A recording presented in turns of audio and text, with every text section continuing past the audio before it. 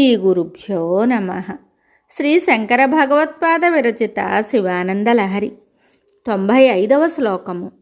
అతి కఠినమైన శివభక్తుడైన తన మనస్సులో సంచరించడానికి అతి కోమల పాదములు గల శివుడు ఏమాత్రమూ సందేహించనక్కరలేదని శివుడు కైలాస పర్వతంపై రాళ్లపై నడిచే అలవాటు కలవాడే కదా అని శంకర్లు ఈ శ్లోకంలో చెప్పారు. అతి మృదులౌ మమ చరణౌ అతి కఠినం తే మనోభవానీశ ఇతి విచికిత్సాం సంత్యజ శివ కథమాసీద్గిరౌ తథావేశః. ఈ శ్లోకమునకు భావము: ఓ పార్వతీపతి ఈశ్వర, నా పాదములు అత్యంత మృదులములు, నీ మనస్సు అత్యంత కఠినమైనది. అక్కడ నివసించడం ఎలా అనే సందేహాన్ని నీవు విడిచిపెట్టు. అలాంటి సందేహమే నీకు ఉన్నట్లయితే కఠినమైన కైలాస పర్వతం ఆ విధంగా నీకు ఎలా నివాసమయ్యింది? కైలాసంపై నీవు నివాసం ఎలా ఏర్పరచుకున్నావు? శంకరులు ఈ శ్లోకంలో ఈశ్వరుని గట్టిగా నిలదీశారు.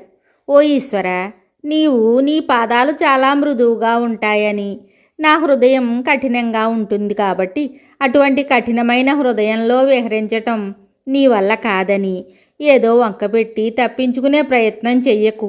నా హృదయం కఠినం అన్న మాట నిజమే, కానీ నీవు నా హృదయం కంటే కఠినంగాను కర్కశంగాను ఉండే కైలాస పర్వతాల రాళ్లపైన గుట్టలపైన నీ భార్య గౌరమ్మను కూడా వెంట వేసుకుని నీవు ఈ పాదాలతోనే తిరుగుతున్న సంగతి నాకే కాదయ్యా, లోకంలో అందరికీ తెలుసు.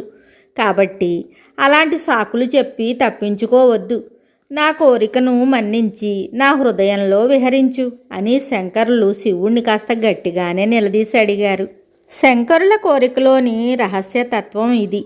ఈశ్వరుడు తన మనస్సులో కాలు మోపితే ఆ ప్రదేశము సహజ కాఠిన్యాన్ని వదిలి మృదుత్వాన్ని, సుమకోమలతను పొందుతుంది, పవిత్రతను సంతరించుకుంటుంది. అప్పుడు శివునికి, పార్వతీమాతకు కూడా తన హృదయము విహారయోగ్యమే, వాసయోగ్యమే అవుతుంది. ఇదే గ్రంథంలో 80వ శ్లోకంలో ఇదే భావాన్ని మరొక రకంగా శంకర్లు చెప్పారు.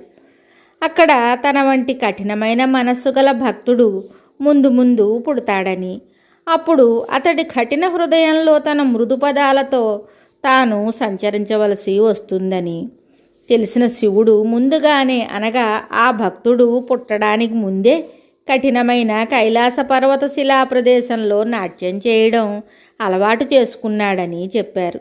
కవి సార్వభౌములైన శంకరులు ఎంత చమత్కారంగానైనా విషయాన్ని చెప్పగల సర్వసమర్థులు కదా. మరి ఒక శ్లోకంతో మళ్ళీ కలుద్దాం. శుభం.